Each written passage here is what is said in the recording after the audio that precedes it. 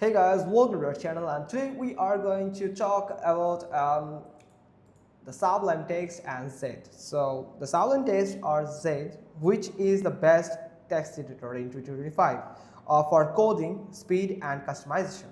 Let's break it down in just this video. So first, the Sublime Text. So it is lightweight, blazing fast, and incredibly stable. The features of this platform is multi-carriage editing, common palette, and rich plugin ecosystem via package control. Great for large file, minimal RAM use, and offline coding. It is best for devs who want a distraction-free, fast, and highly configurable editor. But the downside is fewer modern collaboration tools and no built-in terminal or LSP features by default. Now let's talk about the Z.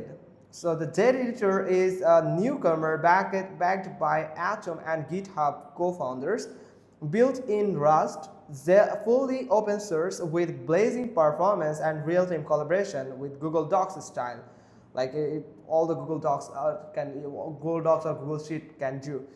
Then it has modern UI Git integration, keyboard driven workflow, and built-in terminal. It is best for teams or Rustencies and developers who love VS Code or the Visual Studio Code's features but want better speed and less bloat. So it is still in early stage. Plugin ecosystem isn't as mature as Sublime or VS Code yet. Now here is the final verdict for you. Choose the Sublime Text if you want a rock-solid, customizable offline-first editor.